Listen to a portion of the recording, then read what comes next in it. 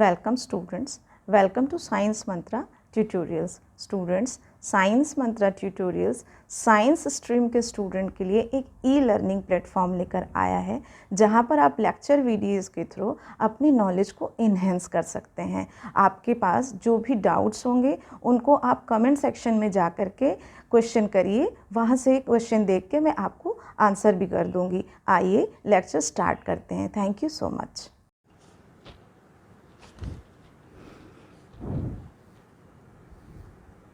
Hello students, welcome to my YouTube channel Science Mantra Tutorials.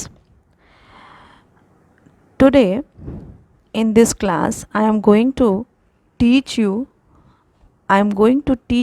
very first chapter of 10th class science, that is chemical reactions and equations. After studying this chapter you all be able to give some answers like what are chemical reactions, what are equations, chemical equations, what are formulas, and what is rancidity, what is corrosion, what is balanced chemical equation, what is the need of balanced chemical equation, what is endothermic chemical reaction, what is exothermic chemical reaction. Many more things are there. You are able to answer this all questions. So let's start with the chapter outlet. First we have start this chapter with introduction, observations, sign of chemical reactions, balancing of chemical equations, type of chemical reactions like combination, decomposition, displacement, oxidation and reduction. ये इतने points हैं हमारे। इनमें भी कुछ और सब points हैं जो कि डिस्कशन के दौरान हम इसको और भी बताते चलेंगे आपको, लेकिन ये मेन पॉइंट्स हैं जिसको हमको इस चैप्टर में पढ़ना है, इस चैप्टर में इसको कंसीडर करना है और इससे रिलेटेड क्वेश्चंस भी हम लोगों को कुछ देखते चलना है कि क्या चीज़ें हैं। चलिए स्टार्ट करते हैं इसको इंट्रोडक्शन से। तो इंट्रोडक्शन में फर्स्ट तो हमको यही समझना पड़ेगा कि what is chemical reaction. Chemical reaction क्या है? तो केमिकल रिएक्शंस हर जगह हैं, आपके एटमॉस्फेयर में केमिकल रिएक्शंस हर तरफ है। Chemical reactions are associated with chemical change. क्या है? जो भी केमिकल चेंज हो रहा है वो क्यों हो रहा है? Due to chemical reactions. Suppose milk is left in kitchen in summer and milk become sour. तो ये जो sour टेस्ट है मिल्क का, ये मिल्क का जो टेस्ट है ये क्यों है? क्योंकि कोई ना कोई चेंज हो गया है उसमें, कोई ना कोई केमिकल का फॉर्मेशन हो गया है उसमें, जिसकी वजह से क्या हुआ कि मिल्क हमारा sour हो गया, खट्टा हो गया। When some iron nails or pan or tawa are left exposed to humid atmosphere, a new brown colored compound form, and this is also because of chemical reaction. कोई ना कोई वहाँ पे रिएक्शन हो रहा है, कुछ ना कुछ केमिकल चेंज वहाँ पे हो रहा है जिसकी वजह से वहाँ पे कलर में चेंज हो रहा है। तो और इस फिनोमेना को हम रस्टिंग ऑफ आयरन से भी समझते हैं या रस्टिंग ऑफ आयरन से भी हम इसको जानते हैं।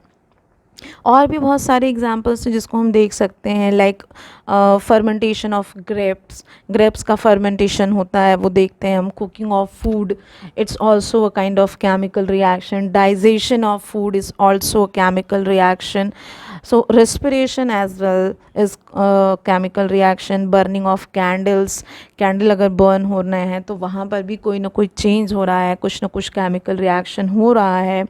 जैसे फ्यूल्स हैं, जब भी हम कार चलाते हैं, बाइक चलाते हैं तो फ्यूल उसमें रहता है जिसकी वजह से वो चलता है। तो फ्यूल के जलने से क्या होता है? वहाँ पे एनर्जी प्रोड्यूस हो रही है, तो वहाँ पर भी कुछ ना कुछ केमिकल रिएक्शंस हो रहे हैं। ठीक है, तो अब क्या है, हम क्या बोल सकते हैं कि chemical reactions are associated with chemical change, and whenever chemical change occurs, chemical reaction is said to take place. क्या है, when ever a chemical change, this is very important, ये इंपॉर्टेंट है कि जब केमिकल चेंज होगा, जब chemical change होगा तभी हम कह सकते हैं कि ये केमिकल रिएक्शन हो रहा है या हुआ है। और कुछ अगर हम स्पेशल कैरेक्टरिस्टिक की बात करें तो केमिकल रिएक्शंस जब भी होंगे तब इसमें क्या होगा कि जो भी रिएक्टेंट्स हैं और प्रोडक्ट्स जो भी फॉर्म हो रहा है, तो प्रोडक्ट क्या होगा, वो इरिवर्सिबल होगा। प्रोडक्ट जो न्यू प्रोडक्ट बना है वो न्यू प्रोडक्ट क्या होगा, इरिवर्सिबल होगा। दैट मीन्स कि रिएक्टेंट्स से प्रोडक्ट फॉर्म होने के बाद ये प्रोडक्ट जो है वो रिएक्टेंट में कन्वर्ट नहीं हो सकता है। समझ में आ रहा है? कभी भी ऐसा नहीं होगा कि वापस ये हमारा रिएक्टेंट जो है वो प्रोडक्ट में, जब भी हमारा कोई भी रिएक्टेंट है, सपोज़ हमारा रिएक्टेंट ए रिएक्टेंट बी आपस में रिएक्ट करके कोई भी प्रोडक्ट फॉर्म कर रहे हैं, अब ये प्रोडक्ट वापस से रिएक्टेंट में कन्वर्ट नहीं हो सकता है। ये बहुत ही स्पेसिफिक और इम्पॉर्टेंट फीचर है किसी भी केमिकल रिएक्शन का, कि कभी भी रिएक्टेंट्स जो हैं प्रोडक्ट बनाने के बाद ये प्रोडक्ट कभी रिएक्टेंट में कन्वर्ट नहीं हो सकता है। सपोज़ कि हमने क्या किया, हाइड्रोजन प्लस ऑक्सीजन को रिएक्ट कराया और हमारा फॉर्म क्या हो रहा है, H2O सपोज़ हमारा फॉर्म हो रहा है, तो hydrogen is in gases form, oxygen is in gases form, और जो सब्सटेंस बना H2O ये क्या हमारा लिक्विड फॉर्म में है। तो अब ये H2O वापस हाइड्रोजन गैस और ऑक्सीजन को फॉर्म नहीं करेगा। तो ये इसका मतलब है। होप आप लोगों को ये बात समझ आई होगी। अब नेक्स्ट अगर हम समझें तो कुछ ऐसे ऑब्जर्वेशंस होते हैं जिसको देख करके हम समझ सकते हैं या बता सकते हैं कि कोई भी केमिकल चेंज या कोई भी केमिकल रिएक्शन हो रहा है कि नहीं हो रहा है। So following steps are there by which we can determine whether a chemical reaction has taken place और नॉट। तो क्या क्या है, let's take a look. Change in state, कभी भी अगर केमिकल रिएक्शन होगा तो उसके स्टेट में चेंज हो जाएगा। किसके स्टेट में, रिएक्टेंट्स और प्रोडक्ट्स जो भी फॉर्म हो रहे हैं तो वो सेम नहीं रहेंगे। कोई ज़रूरी नहीं है कि अगर गैसेस स्टेट में रिएक्टेंट्स हमने यूज़ किया है तो प्रोडक्ट जो बन रहा है वो भी गैस ही फॉर्म हो। वो लिक्विड भी बन सकता है, सॉलिड भी बन सकता है, गैसेस फॉर्म में भी हो सकता है। तो स्टेट में चेंज हो सकता है। नेक्स्ट क्या हो सकता है, चेंज इन कलर, कलर में चेंज हो सकता है। बहुत सारे ऐसे रिएक्शंस होते हैं जो कलर चेंजिंग रिएक्शन होते हैं, और जब भी रिएक्टेंट्स आपस में रिएक्ट करेंगे कुछ न कुछ नया प्रोडक्ट बनाएंगे और फिर उसमें क्या होगा कि कलर में चेंज होगा, तो हमको वो समझ में आ जाएगा कि कुछ न कुछ रिएक्शन यहाँ पे हुआ है। फिर क्या हो सकता है, इवोल्यूशन ऑफ गैस। क्या होता है, बहुत सारे रिएक्शंस ऐसे होते हैं कि वहाँ पर इवोल्यूशन ऑफ गैस होता है and change in temperature. Many more examples of colour और temperature changing reactions are there. और टेम्परेचर चेंज करने के according the temperature changing reactions are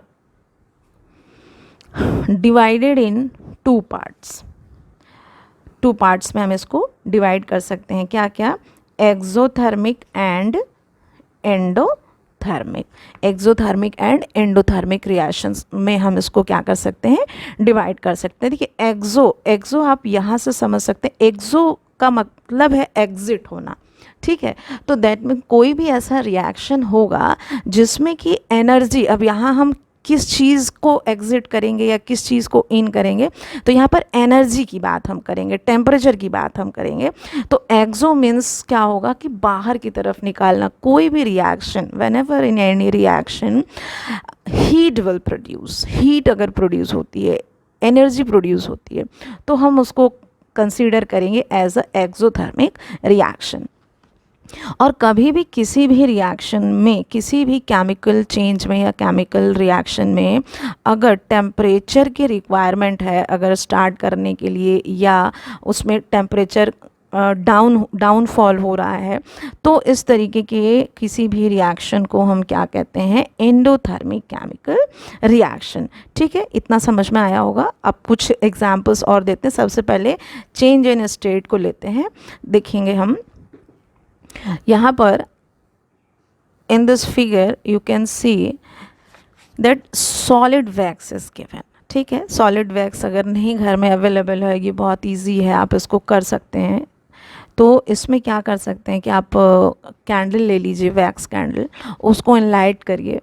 enlight करने पे क्या होगा कि after few time you will observe that the solid wax is converting his state in liquid. ठीक है, क्या होगा कि सॉलिड वैक्स लिक्विड में कन्वर्ट होगा। ठीक, अब ये क्या है, स्टेट में चेंज हो रहा है, वैक्स पहले सॉलिड फॉर्म में है, आफ्टर द रिएक्शन ठीक है क्या हो रहा है, वो वैक्स जो है वो लिक्विफाई हो रहा है, तो वो उसके स्टेट में चेंज हो गया। और भी बहुत सारे एग्जाम्पल्स हम ले सकते हैं। सपोज़ अभी अगर वाटर ही ले, अगर सपोज़ कि हमने हाइड्रोजन ही लिया और हाइड्रोजन को ऑक्सीजन से रिएक्ट कराया, रिएक्शन के बाद हमारा हाइड्रोजन हमने क्या लिया, गैसियस फॉर्म में लिया, ऑक्सीजन हमने क्या लिया, गैसियस फॉर्म में लिया। जो भी हमारा प्रोडक्ट फॉर्म होता है वो क्या है, H2O which is in the liquid condition, liquid form. तो हमने जो हमारे रिएक्टेंट का स्टेट था वो क्या था, गैसियस। यहाँ पे oxygen also in the gaseous form and the product is in the liquid form, H2O is liquid. So state changing reactions में ये सारी चीज़ें हो सकती हैं। ये सारे रिएक्शन को हम as a state changing reaction consider कर सकते हैं। नेक्स्ट हम देख लें चेंज इन कलर। ठीक है, कलर चेंजिंग रिएक्शंस या बहुत सारे ऐसे केमिकल रिएक्शंस होते हैं जो कलर चेंज करते हैं और उससे हमको समझ में आता है कि यहाँ पर क्या हो रहा है, कुछ केमिकल रिएक्शन हो रहा है, रिएक्टेंट्स आपस में रिएक्ट कर रहे हैं। ठीक है, अब इसको ऐसे भी है, आप घर में भी देख सकते हैं, बहुत सारी चीज़ों को घर में भी देख सकते हैं कि सपोज़ कि कोई सिल्वर एंकलेट है, हम मार्केट से परचेस करके लाते हैं, या कोई सिल्वर यूटेंसिल है, या सपोज़ कोई कॉपर के यूटेंसिल्स हैं, वो हम वहाँ से ले करके आते हैं और थोड़े समय बाद देखते हैं कि ये टार्निस्ड होता है। जो एंकलेट है वो भी टार्निस्ड हो जाता है, जो कॉपर के यूटेंसिल्स है वो भी टार्निस्ड हो जाते हैं। तो ऐसा क्यों हो जाता है, तो देखिए क्या है कि सिल्वर जो है वो एटमॉस्फेरिक हाइड्रोजन सल्फाइड से रिएक्ट करता है। When silver reacts with atmospheric hydrogen sulphide it will provide us silver sulfide and hydrogen gas will produce or hydrogen gas will release. So this silver sulfide gives black color to any anklet. ठीक है, तो ये भी क्या है, एक colour changing reaction हो गया। और क्या हम देख सकते हैं, suppose you have led nitrate. ठीक है, ये क्या है, हम इसको लैब में कर सकते हैं, लैब रिएक्शंस हैं ये, ऐसे तो नहीं देखने को मिलेगा। सपोज़ कि कोई सॉल्यूशन लेड नाइट्रेट का हमने लिया टेस्ट ट्यूब में, और उस लेड नाइट्रेट के सॉल्यूशन में हमने क्या किया कि वहाँ पर हमने ऐड कर दिया पोटेशियम आयोडाइड। अब लेड नाइट्रेट भी ट्रांसपेरेंट है, उसका कोई कलर नहीं होता है, और पोटेशियम आयोडाइड का भी कोई कलर नहीं होता है।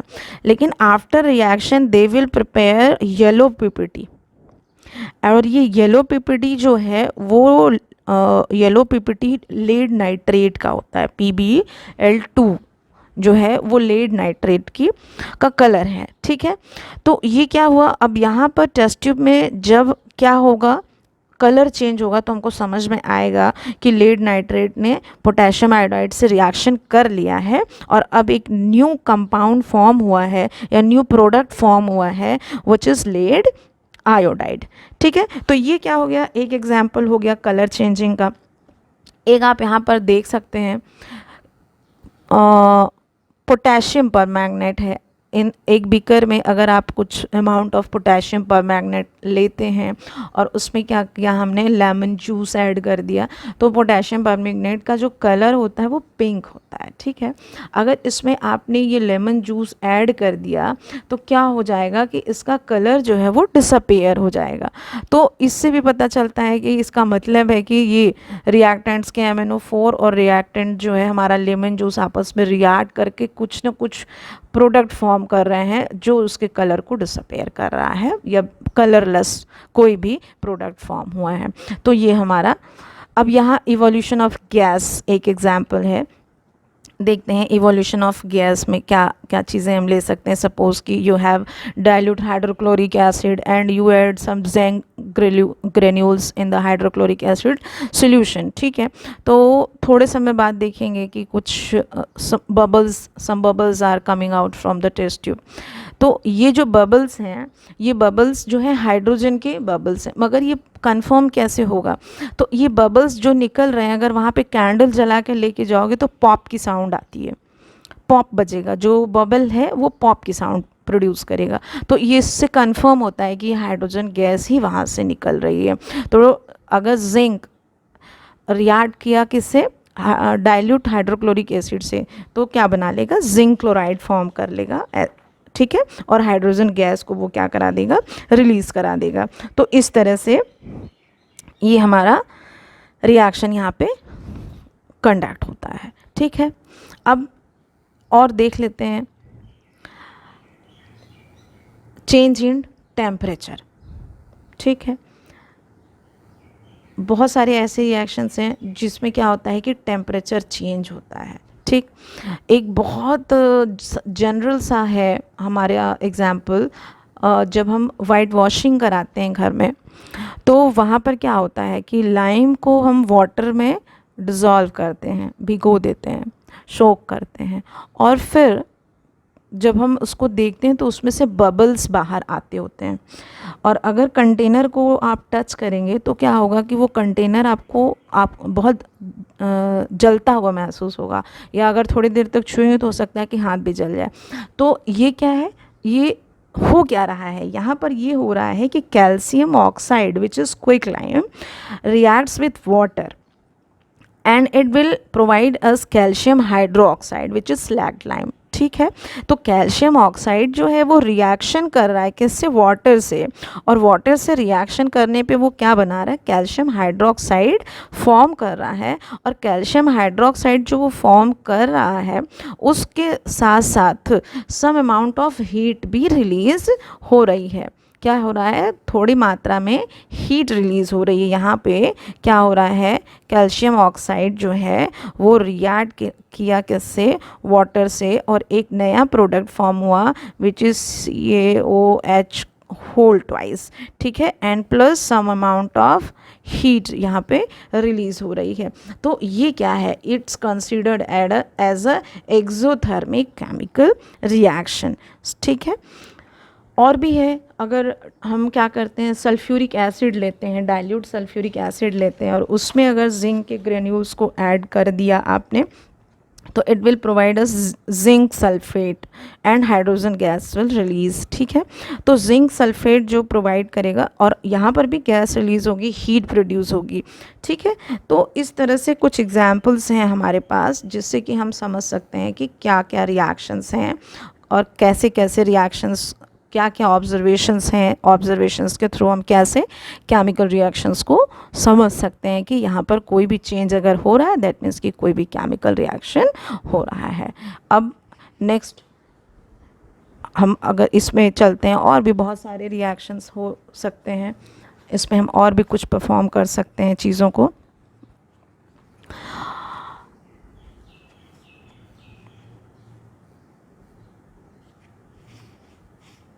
चलिए नेक्स्ट इसको आगे बढ़ाते हैं।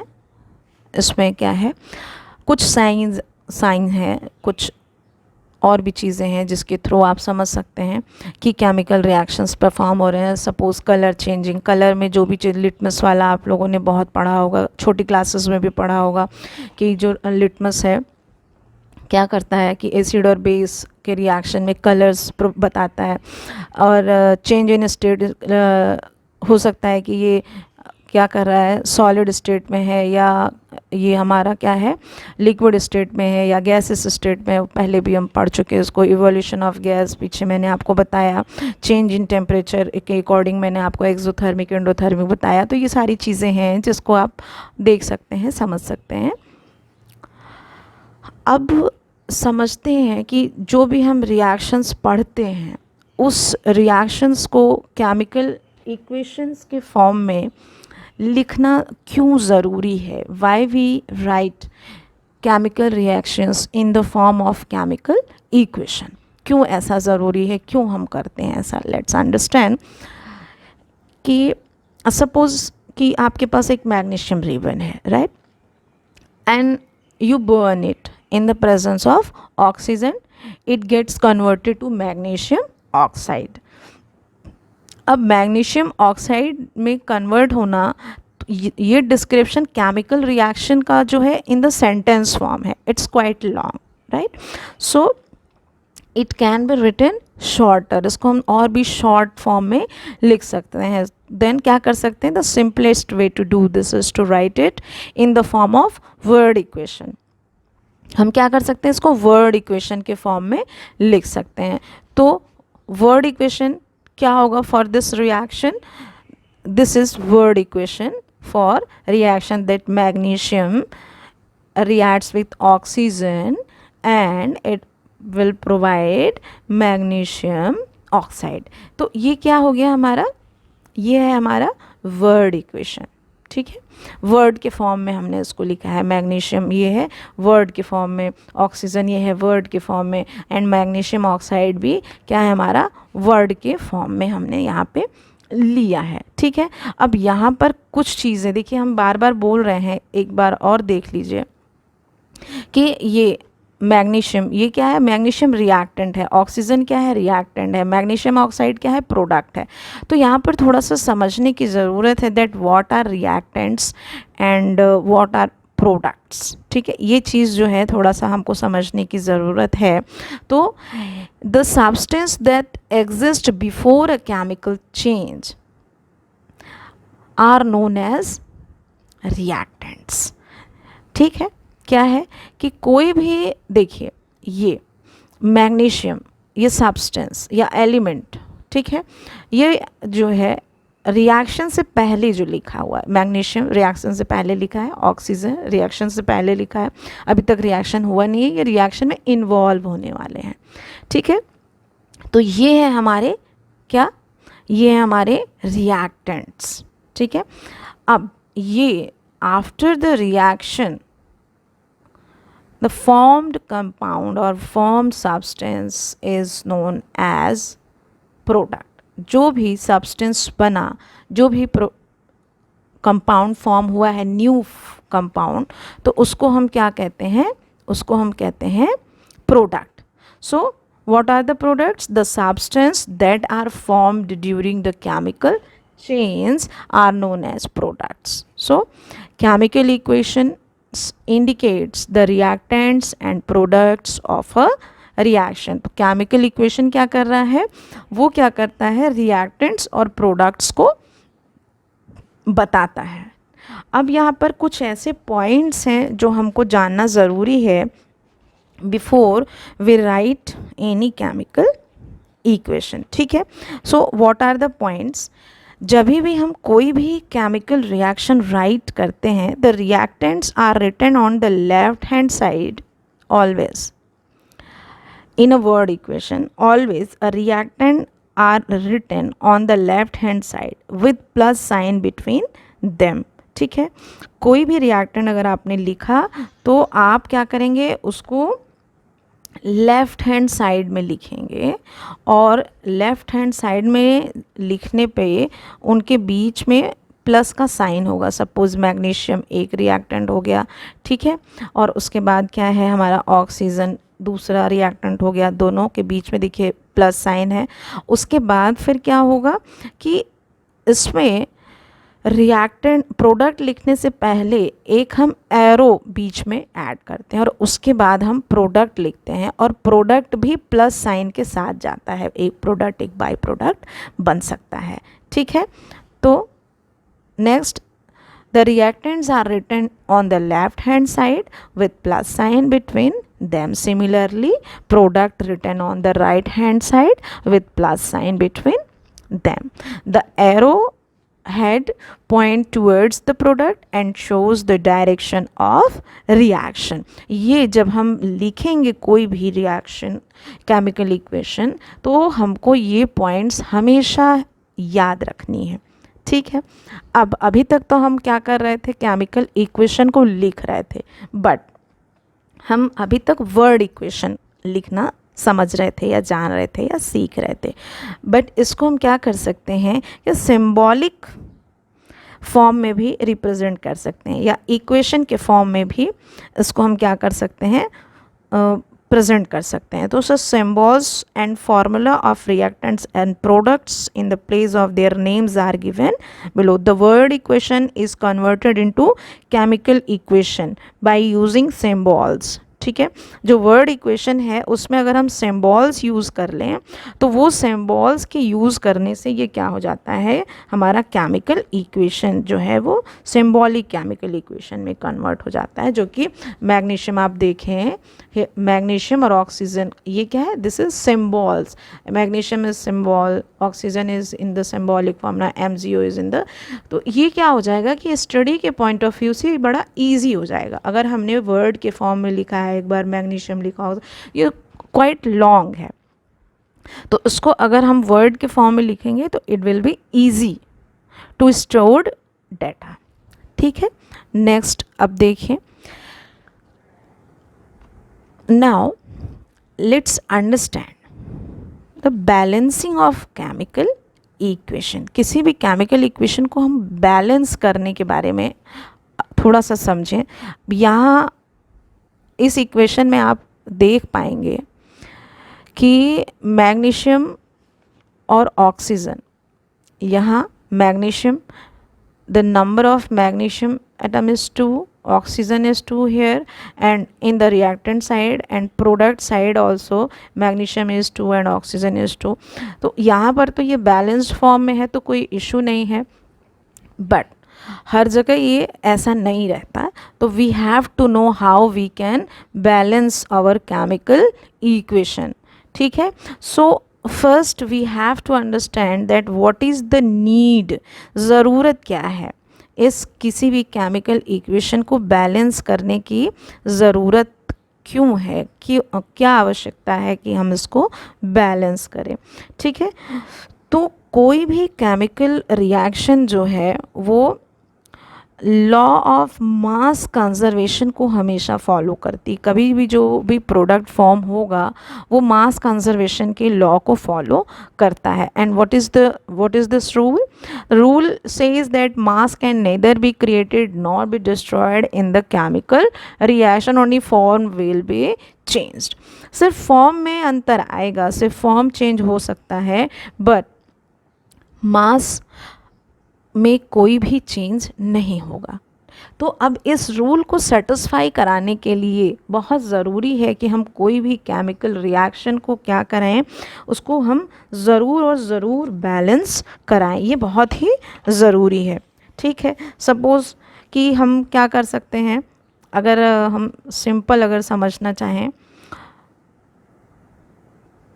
तो सपोज़ हमने क्या किया, जिंक ले लिया, zinc react with HCl and it will provide ZnCl2 and hydrogen gas will release। ठीक है, अब let's count the number of reactant side and number of product side। Here zinc is 1, HCl hydrogen is 1, hydrogen have 1 atom and chlorine is 1 here. Here zinc is 1, chlorine is 2 and hydrogen is 2. So we must balance both the LHS and RHS sides। ठीक है। अब यहाँ पर हम क्या कर सकते हैं, सिंपल अगर हम इसको देखें तो हमको यहाँ पर क्लोरीन 2 दिख रहा है, हाइड्रोजन 2 दिख रहा है, जिंक 1 दिख रहा है, तो हम क्या कर सकते हैं, यहाँ पे 2 बढ़ा दिया हमने एक कोफिशिएंट नंबर और 2 से, तो अब यहाँ पर हाइड्रोजन 2, क्लोरीन 2 और जिंक 1, ये अब ये क्या हो गया, पूरा का पूरा बैलेंस हो गया। अब यहाँ पर कुछ और स्टेप्स के थ्रू हम आपको समझाते हैं कि how we can balance any chemical equation. ठीक है।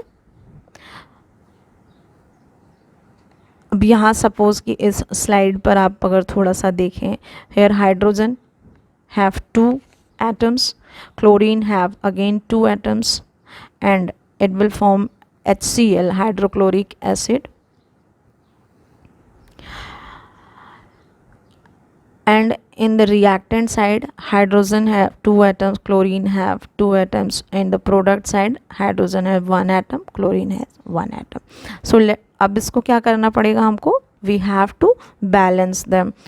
So now in the product side if we add 1 then hydrogen, now reactant side also 2 here, chlorine also 2 here, and the product side 2 and 2, so hence it's now balance.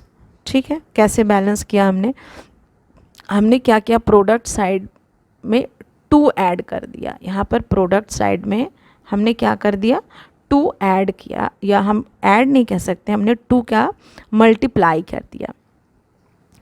अब multiply यहाँ पर जब हमने 2 कर दिया तो ये क्या हो गया, हमारा रिएक्टेंट एंड प्रोडक्ट साइड जो हुआ वो इक्वल हो गया। कुछ और एग्जांपल्स के थ्रू हम समझ सकते हैं। यहाँ पर देखिए, अब किसी भी इक्वेशन को बैलेंस करने के लिए यहाँ पर हमने एक मेथड यूज़ किया है, that is hit and trial method. Ferrous ferric oxide, here iron reacts with H2O water and it will be provide us ferrous ferric oxide and hydrogen gas will produce. So let's understand step by step how we can balance this equation. So in the first step what we have to do, in the first step to balance a chemical equation, first draw box around each formula. Do not change anything inside the box while balancing the equation. This is very much important. Always you remember it, because we are not going to change the formula of any atom or any molecule. Only we are going to balance them. सिर्फ हमको उसको balance करना है, हम उसके formula में कोई change नहीं कर सकते हैं। H2O जैसे लिखा जा रहा है वैसे ही लिखा जाएगा, H2O2 हम नहीं लिख सकते हैं। If we write H2O2 then it's another compound. तो हमको क्या करना है, उसके फार्मूला में चेंज नहीं करना है, सिर्फ हमको क्या करना है कि उसका अमाउंट बढ़ाना है। सो एक कोई भी कोफिशिएंट नंबर यूज़ करके मल्टीप्लाई करके हम उसको ऐड कर सकते हैं। We must remember that it should be outside the box. हमेशा बॉक्स के बाहर की तरफ हमको कोई भी नंबर ऐड करना है। तो हमने क्या किया, फर्स्ट बॉक्सेस हमने ड्रॉ कर लिए। यहाँ पर ये रिएक्टेंट साइड का बॉक्स ड्रॉ कर लिया और फिर क्या किया, प्रोडक्ट साइड का बॉक्स हमने ड्रॉ कर लिया। तो here iron reacts with water, it will provide ferrous oxide and hydrogen gas. Now in the second step क्या कर सकते हैं, in the second step we have to list out कि किधर और कहाँ पर नंबर ऑफ एटम्स ज़्यादा हैं। ठीक है, list the number of atoms of different elements present in the unbalanced equation. हम क्या करते हैं, उसको लिस्ट आउट करते हैं नंबर ऑफ एटम्स को। ठीक है, तो सब यहाँ पर आयरन लिखा है, iron, hydrogen and oxygen, and number of atoms in reactant side we have to write here, and number of atoms in product side we have to write here. ठीक है, तो iron in the reactant side iron is 1, hydrogen is 2, number of hydrogen is 2, and number of oxygen is again 1. And in the product side we can see very easily that number of iron is 3, number of hydrogen is 2, and number of oxygen is 4. ठीक है, तो अब यहाँ पर आपको already दिख रहा होगा कि ये बैलेंस नहीं है भाई, आयरन यहाँ पे 1 है और यहाँ पर आयरन 3 है।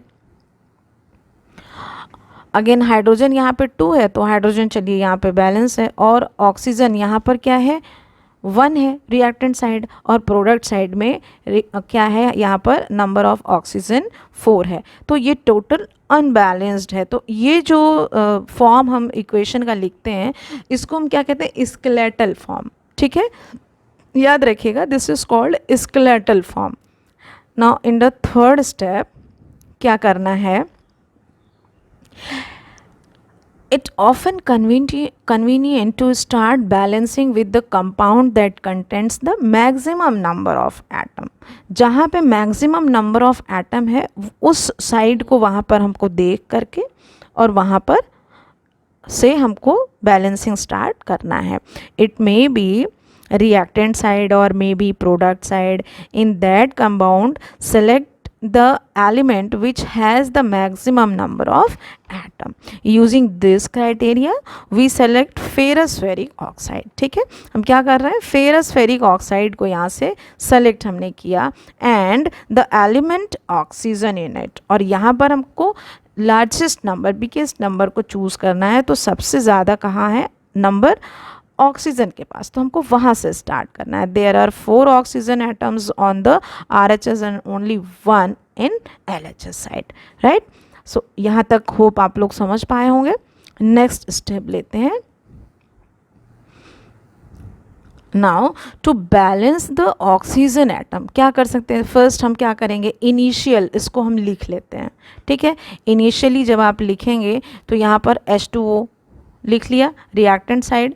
ठीक है, और यहाँ पर प्रोडक्ट साइड में क्या लिखा है, जो हमारा फॉर्मूला है उसको हम यहाँ पे राइट डाउन करते हैं। Fe3O4 फेरस फेरिक ऑक्साइड का जो फॉर्मूला, याद रखिए कि इसको मैग्नेटाइड भी बोला जाता है। तो यहाँ पर अब देखिए यहाँ पे 4 नंबर है और यहाँ पर हम क्या कर सकते, ऑक्सीजन यहाँ पर 1 है। तो अब हम करेंगे क्या, ठीक, कि ये नंबर इक्वलाइज होगा। तो यहाँ हम क्या, यहाँ पर हम राइट कर दें, यहाँ पे हम 4 राइट कर सकते हैं। अगर हम रिएक्टेंट साइड में ऐड H2O जहाँ लिखा है वहाँ अगर यहाँ 2 इंक्रीज़ कर दें या 4 इंक्रीज़ कर दें तो क्या ये बैलेंस हो जाएगा। 4 इंक्रीज़ करने पे ये ऑक्सीजन तो 4 हो ही जाएगा, तो क्या ये बैलेंस हो जाएगा, नहीं हो सकता है, क्योंकि ये तो पूरा इसके फॉर्मूला में चेंज हो गया। This is change in formula of H2O। तो हमको किसी के भी फॉर्मूला को चेंज नहीं करना है, ओनली उसके अमाउंट को इंक्रीज करना है। तो इसलिए हमने पहले ही क्या किया था, वी हैव ड्रॉ बॉक्स, हमने बॉक्स बनाया था और बॉक्स के आउटसाइड में हमको क्या करना है, नंबर्स को क्या करना है, मल्टीप्लाई करना है, एक कोफिशिएंट नंबर यूज़ करके उसको क्या करना है, बैलेंस करना है। तो हमने क्या किया, 4 से मल्टीप्लाई कर दिया। बॉक्स के बाहर जो हमने बॉक्स बनाया है उस बॉक्स के बाहर रिएक्टेंट साइड में हमने क्या किया, 4 मल्टीप्लाई कर दिया। ठीक है, लेट्स सी, यहाँ हमने क्या किया कि इसको 4 से मल्टीप्लाई कर दिया। अब 4 से मल्टीप्लाई करने पे यहाँ पे क्या होगा, अब यहाँ पे फिर से ये बैलेंस तो नहीं होना है रिएक्शन को, ये फिर से डिसबैलेंस हो गया। कैसे डिसबैलेंस हुआ, आयरन का नंबर 1 है, ठीक है, वेल एंड गुड।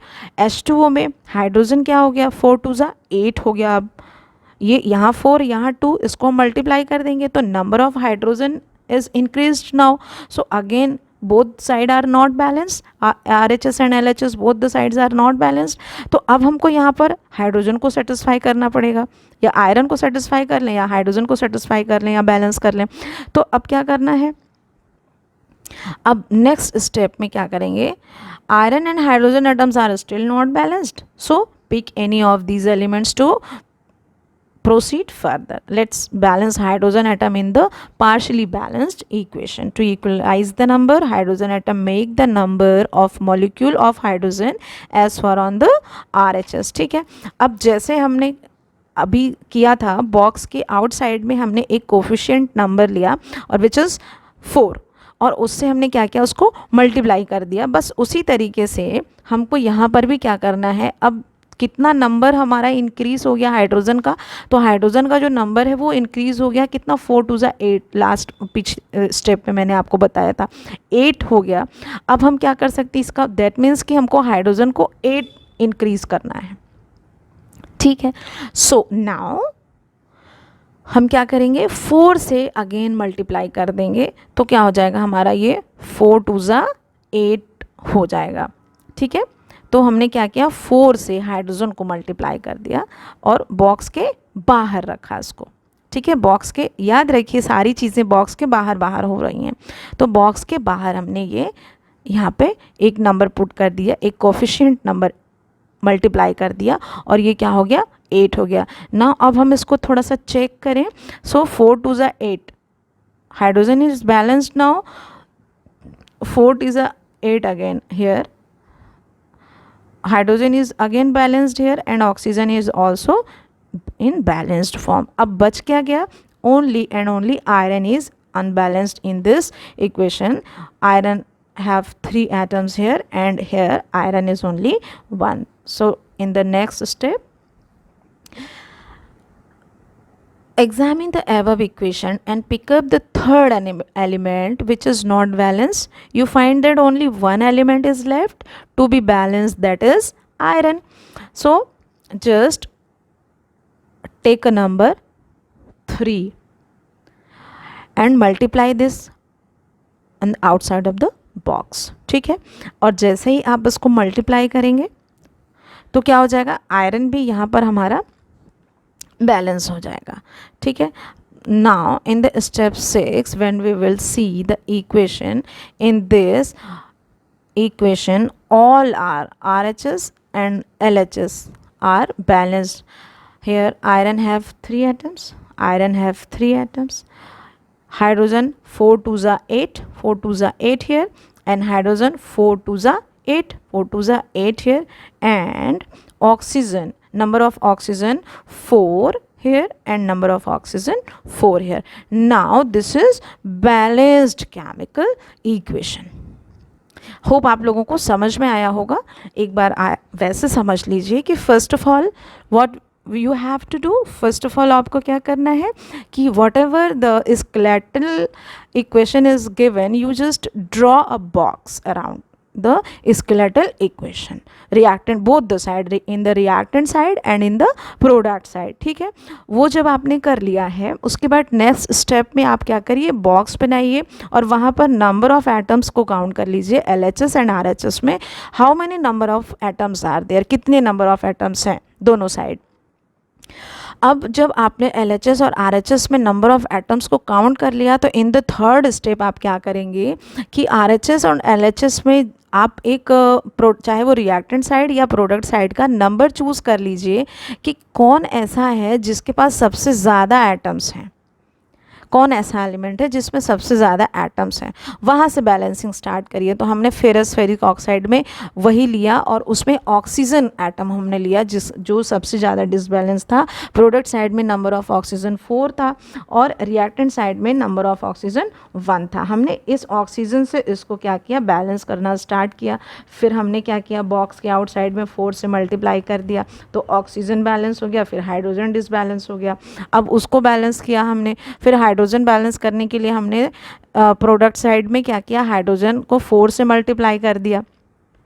जब उसको 4 से मल्टीप्लाई किया तो फिर क्या हुआ, हमारा ये भी बैलेंस हो गया। फिर नेक्स्ट स्टेप में हमारे पास सिर्फ एक एलिमेंट रह गया बैलेंस करने के लिए, दैट इज़ आयरन। और फिर वहाँ पर हमने क्या किया कि आयरन को भी देखा कि कितना वहाँ पे डिसबैलेंस है, तो वहाँ पर हमने 3 कोएफिशिएंट राइट की मल्टीप्लाई किया और वहाँ पर हमारा आयरन भी बैलेंस हो गया। तो ये प्रोसेस के थ्रू क्या हुआ कि हमारा पूरा का पूरा केमिकल इक्वेशन जो स्केलेटल इक्वेशन था वो बैलेंस्ड इक्वेशन में कन्वर्ट हो गया। तो ये पूरा प्रोसेस आप लोगों को समझ में आया होगा। नेक्स्ट, अब ये जो आपको पूरा का पूरा इक्वेशन दिया है, इस इक्वेशन में आपको कोई भी इंफॉर्मेशन नहीं मिल रही है कि क्या आयरन सॉलिड फॉर्म में है कि लिक्विड फॉर्म में है कि हाइड्रोजन सॉलिड फॉर्म में है कि जो भी कंपाउंड बन रहा है they are in the solid form, or they are in the liquid form, or they are in the gaseous form. We are not able to get any kind of information from this chemical equation, and we can add some symbols in it, and we can make our chemical equation more informative. So अब क्या कर सकते हैं, हम steps ले लें. Written symbols of physical state, carefully examine the above. हम क्या कर सकते हैं, कुछ इन चीज़ों को देख सकते हैं, समझ सकते हैं, जिससे हम क्या कर सकते हैं कि किसी भी केमिकल रिएक्शन में reactant side and in the product side we can add some symbols and we can make our chemical reaction more informative. Suppose कि अगर रिएक्टेंट साइड में फर्स्ट रिएक्टेंट जो है हमारा वो इन द गैसेस फॉर्म में है, तो विच we can write it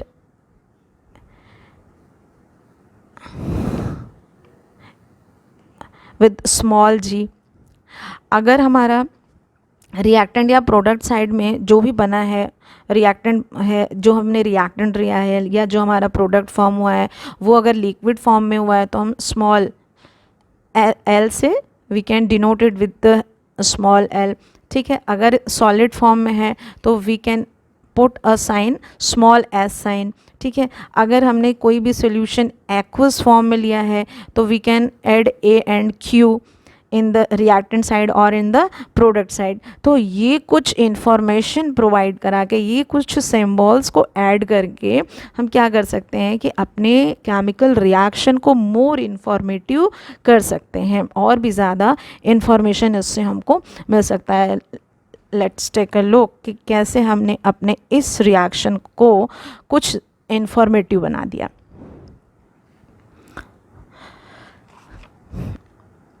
Now you can see here I have written iron in the solid form, H2O in the sorry ये यहाँ पे gases नहीं होगा, it will be liquid. ये यहाँ पे हमारा लिक्विड होना चाहिए, आप उसको L डोनेट करिएगा. ठीक है. अब यहाँ पे हाइड्रोजन हमने क्या लिया, लिक्विड फॉर्म में लिया. अगेन अब क्या कर सकते हैं, यहाँ पर हमारा फेरस फेरिक ऑक्साइड जो बना है वो क्या है, हमारा सॉलिड फॉर्म में है, और H2O जो है हमारा गैसेस फॉर्म में है. तो अब यहाँ पर हमने क्या किया कि हमारा जो पूरा इक्वेशन है वो इंफॉर्मेशन प्रोवाइड कर रहा है, मोर इंफॉर्मेटिव हो गया है. ठीक है. Sometimes the reaction conditions such as temperature, pressure, catalyst, etc. for the reactions are indicates above or not below the arrow in the equation. For example, suppose अब यहाँ पर एक और example आपको दे कि suppose here carbon monoxide in the gaseous form and hydrogen in again in the gaseous form, and it will be provide us methyl alcohol which is in the liquid form. I have written L here to show its conditions. ये क्या है, यहाँ पे liquid form में है, यहाँ पे CO2 here, CO2 is in the gases form, ये छूट गया लिखा नहीं मैंने, and H2O is in the liquid form. Arrow के ऊपर नीचे भी कुछ चीज़ें हम दे सकते हैं. Suppose what we have chosen, or what are the conditions are there, like sunlight is required for the reaction, or here chlorophyll is required, some catalyst we use to conduct the reaction. तो ये सारी चीज़ें arrow के ऊपर नीचे, जब catalyst को बताना है तो हम एरो के ऊपर नीचे ये शो कर सकते हैं. तो यहाँ पर क्या बना, हमारा ग्लूकोज फॉर्म हो गया. तो यहाँ तक मेरी समझ में आप लोग समझ पाए होंगे कि केमिकल रिएक्शन क्या होता है, केमिकल इक्वेशन क्या होता है, कैसे हम समझ सकते हैं कि कहीं पर भी केमिकल रिएक्शंस हो रहे हैं, और फिर कैसे हमको उनको बैलेंस करना है, कैसे हम उसको बैलेंस कर सकते हैं. ये सारी चीज़ें हम समझ पाए होंगे. ठीक है. अब यहाँ पर मैंने कुछ क्वेश्चंस ले लिए हैं. Why should a magnesium ribbon be clean before burning in air.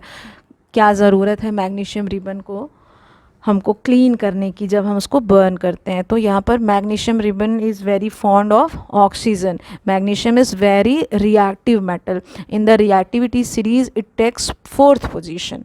ठीक है। तो अब ये क्या है कि ऑक्सीजन से रिएक्ट करके क्या फॉर्म कर लेता है, मैग्नीशियम ऑक्साइड फॉर्म कर लेगा, ये मैग्नीशियम ऑक्साइड फॉर्म करता है। और मैग्नीशियम ऑक्साइड एक बार जब फॉर्म हो गया तो फिर ये ऑक्सीजन से मैग्नीशियम को जल्दी रिएक्ट नहीं करने देता है।